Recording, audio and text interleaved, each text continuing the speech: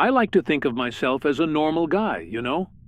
One of those types who finds peace in nature, who prefers the smell of pine over car exhaust.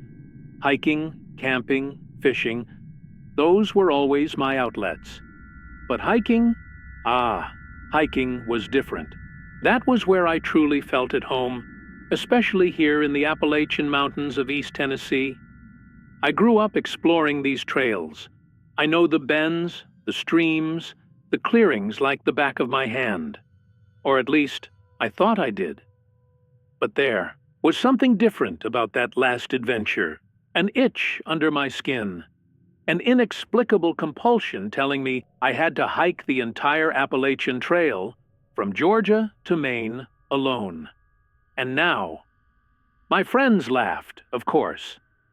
"Man, that's crazy," they said. "Nobody just does that out of the blue." Maybe they were right, but the feeling was stronger than logic. It was almost a calling, whispering on the wind between the trees. I'd heard the scattered local rumors, sure, stories whispered in bars or around campfires about hikers who went into the deepest parts and never came out. People who got lost on marked trails, found weeks later, or not found at all. I always wrote it off as folklore, ghost stories to scare tourists. My arrogance, maybe. I knew these mountains, they didn't scare me. But these mountains, they're different from any other range I've ever visited. They aren't just majestic, they're ancient. There's a weight to them, a silence that seems to watch. You feel it in the deep shadows, in the way the wind seems to suddenly stop. It's a beauty that draws you in, but underneath, I always sensed a dark undercurrent, a silent warning, something primal. I prepared meticulously. Top of the line. Gear, GPS, phone with an extra battery pack, everything a modern hiker needs. But strangely, as I packed my bag, my fingers brushed against something at the bottom of a drawer. A strange amulet. A dark, smooth stone, almost warm to the touch. I don't remember where I found it. Maybe near some trail years ago. I don't know why, but I felt I needed to take it. I slipped it into my pocket, a talisman against, well, I didn't know what. The first few days of the hike were exactly what I expected. The fresh air, the physical challenge, the welcome solitude. The compulsion that had driven me seemed to have subsided, replaced by the familiar rhythm of the trail. I was in my element, confident, maybe even a little smug, proving my friends wrong.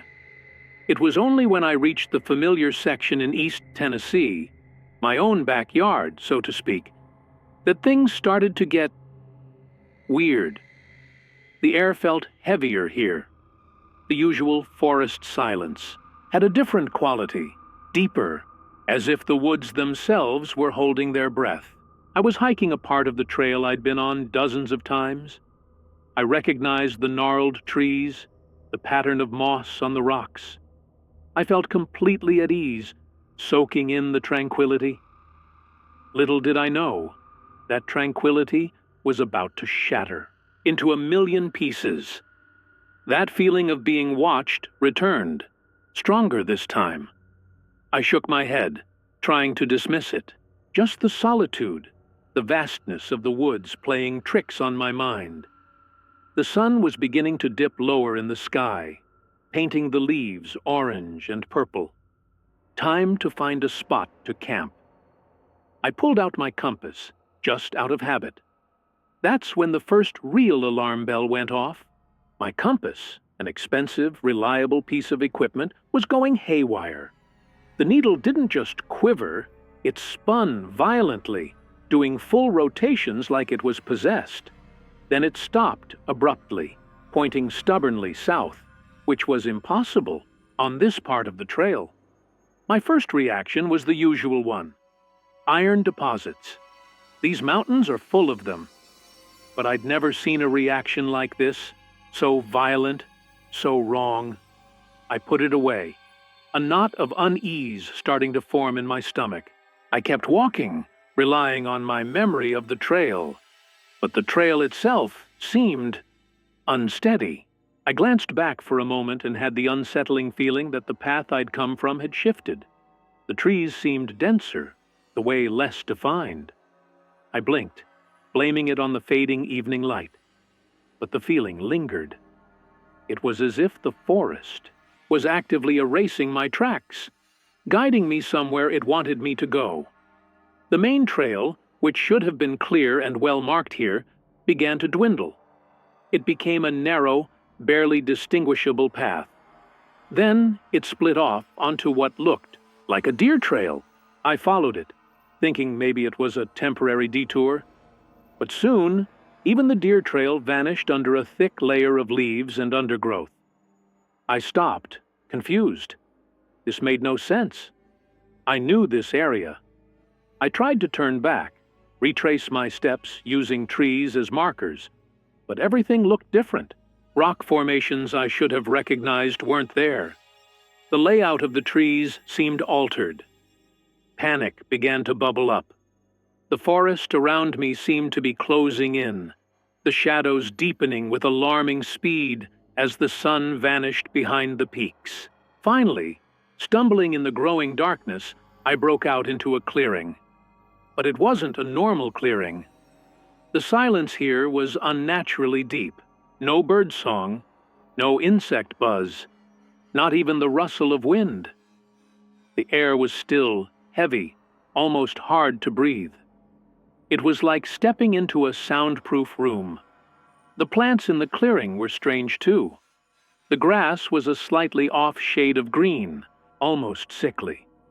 Some flowers had petals with subtly unsettling shapes, sharp angles where curves should have been. Nothing overtly monstrous, but the cumulative effect was deeply disturbing. It was like looking at a picture slightly out of focus. The clearing was ringed by a dense thicket of mountain laurel. Normally, they're just thick shrubs, but they looked different. The dark branches seemed to subtly writhe in my peripheral vision, like bony fingers stirring slowly. I tried to push through, but the branches were like barbed wire, snagging my clothes, scratching me. It was impassable. The reality of the situation hit me hard. I was lost, completely lost in an area I swore I knew, in a clearing that seemed to exist outside the normal rules of nature, surrounded by a vegetative barrier that felt almost alive. The last sliver of sun disappeared, and the darkness in the clearing became absolute. The temperature dropped drastically. A damp chill seeped into my clothes, far colder than it should have been for the time of year. The feeling of being watched was now overwhelming, coming not from one point, but from all sides, from the thick, silent air itself. I was trapped. And I wasn't alone. I decided to make camp right there. There was no other option. Trying to navigate the hostile forest in total darkness would be suicide. As I set up my tent, my hands trembled. Every distant snap of a twig, every rustle of leaves, sent my heart racing. The silence was almost worse. It felt expectant. I pulled out my phone. No signal bars. Of course not. I was utterly cut off, at the mercy of whatever was out there in this ancient, silent forest that seemed to have swallowed me whole. The knot in my stomach tightened. It was going to be a long night. The night crawled by, each second an eternity. The unnatural silence of the clearing was frequently broken by sounds that only amplified my dread. Distorted whispers, like static on the edge of hearing, seemed to float just beyond the walls of my tent. I heard animal calls I knew didn't belong to the local fauna. Deep, guttural croaks, a howl that ended in a wet click. And underneath it all, a low-frequency hum, almost inaudible, that vibrated in my bones and made me nauseous. Then I heard the sound that truly froze my blood. It wasn't normal footsteps. It was a shuffling, an awkward lurching, interspersed with wet clicking sounds, like something heavy and sodden being dragged across the forest floor. I gripped my hunting knife, the cold metal a minimal comfort against the rising terror. I slowly unzipped the tent flap, peering out. That's when I saw him, emerging from the shadows at the edge of the clearing. Oren. He moved in a disjointed manner, limbs flailing at wrong angles, like a marionette with tangled strings. But there was also a disturbing fluidity to his movements, a quickness that belied his broken appearance. His clothes were in tatters, stained with something dark. His eyes, they were milky, vacant, yet seemed to glow faintly with a pale inner light. He stumbled towards my small campfire, arms outstretched. "Food! Shelter!" he rasped, his voice raw, cracked. My first instinct was to help. He looked like a lost hiker, desperate.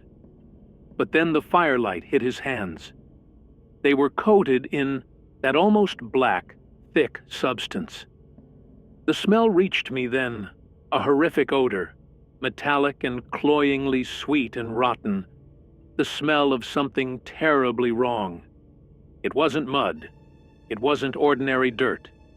He stopped near the fire, his milky eyes, wandering unfocused.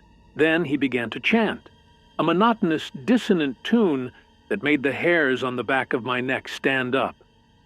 It's all her fault. All her fault. At times, it sounded like multiple voices, thin and high, thick and guttural, speaking through him, overlapping in a hideous cacophony. She needs. She demands. Suddenly, he collapsed to the ground, as if his strings had been cut. I was frozen for a moment, debating. Should I run? Help him? He seemed sick, maybe delirious from hunger. But that stuff on his hands, that chanting, something was terribly wrong. I took a hesitant step towards him. It was a mistake. With unnaturally fast speed, he sprang from the ground. It wasn't a normal getting up, it was a lunge, like a predator. Before I could react, he was on me, tackling me. The strength in his emaciated frame was shocking. He punched me in the face, the impact stunning me. And then he bit, sank his teeth into my calf, and the pain was excruciating, but also strangely icy cold. A deep chill spread from the bite. Panicked, I kicked out with my other leg, catching him hard in the face. He recoiled with a grunt, and I scrambled to my feet. I didn't think. I just ran. Ran into the darkness, into the forest that now seemed actively hostile. Branches grabbed at my clothes like skeletal hands. Roots seemed to rise from the ground to trip me. I left my pack, my tent, my food, everything behind. I just needed to get away. The sounds of pursuit began. Oren's horrific chanting, "It's all her fault," seemed to come from all directions at once. And there were other sounds, a wet slithering, wet clicking, as if other things were moving in the shadows along with him. I ran blindly, stumbling, falling, getting up, sheer panic driving me on. After what felt like a lifetime, I stumbled upon a small rocky outcrop, an indentation in the hillside. There were strange, worn symbols carved into the stone, shapes that looked vaguely familiar, but distorted, sick. I had no time to ponder them. I crawled into the small cavity, huddling down, trying to control my ragged breathing, listening. Oren's chanting had stopped, but the silence that followed was almost worse. Then I heard a new sound, coming from higher up the mountain, a sound of crying that wasn't human, mixed with a bubbling, gurgling laugh. It chilled me to the bone. Whatever that was, it felt connected to Oren, to the her he blamed. I spent the rest of the night in that stone shelter, shivering with cold and terror, listening to the inexplicable sounds of the forest, feeling the bite on my leg throb with an unnatural chill. I checked my phone again and again. Dead. I was alone, hunted, in a place that no longer followed the rules of the world I knew. The first pale light of dawn finally broke through the darkness.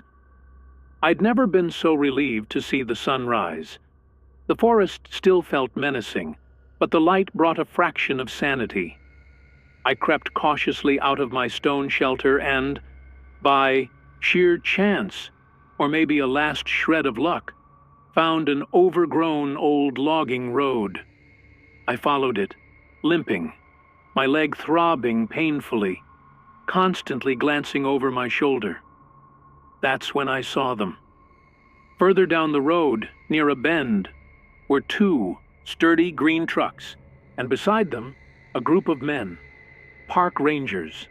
A wave of relief so intense it nearly buckled my knees washed over me. I ran towards them, waving frantically. "Help! Please, help!"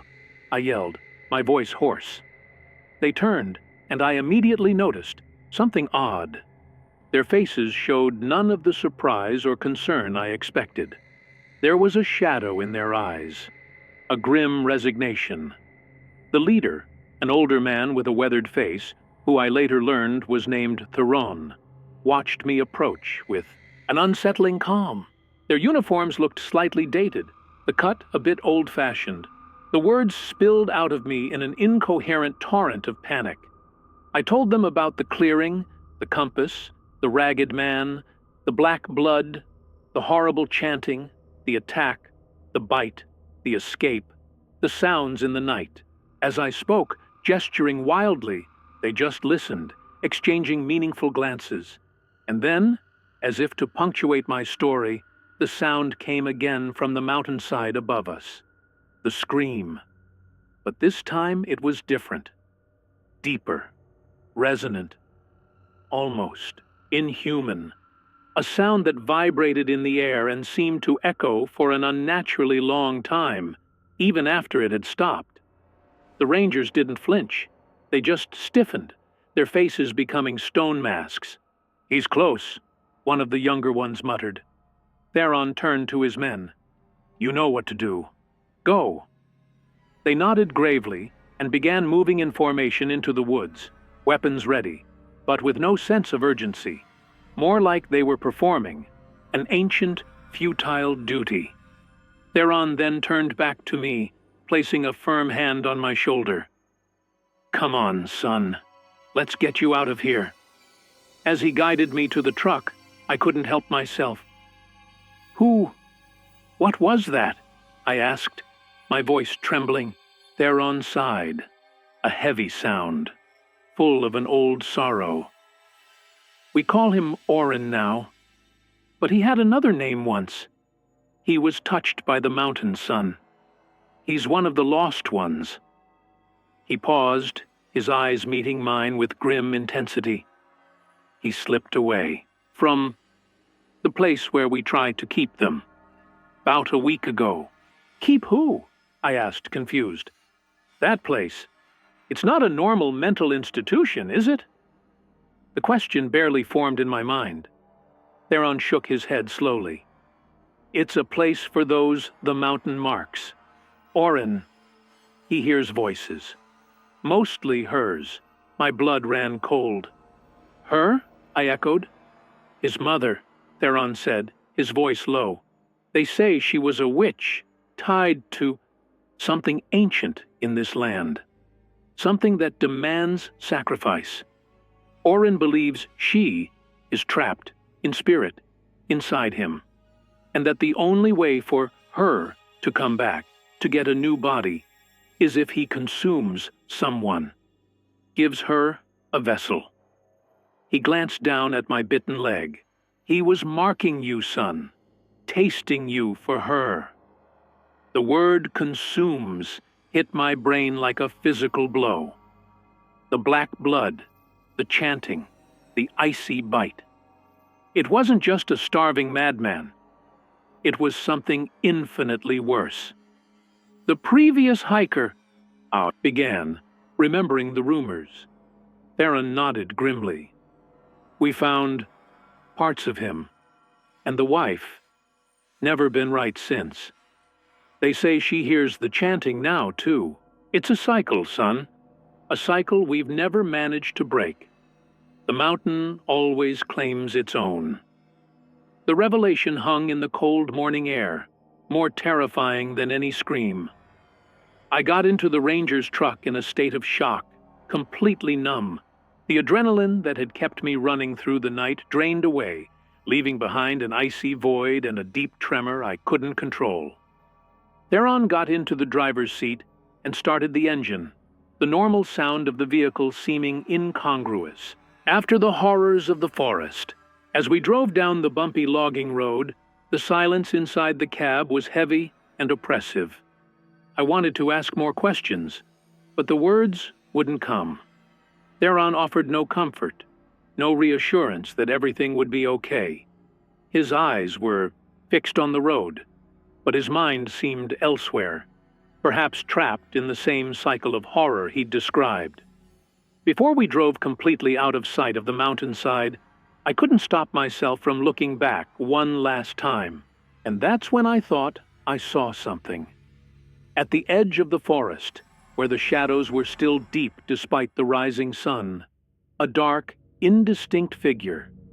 It was impossibly tall, far taller than any tree, and it seemed to be watching the truck. Leave. I blinked, and it was gone. Was it a trick of the light? Or the mountain bidding me farewell?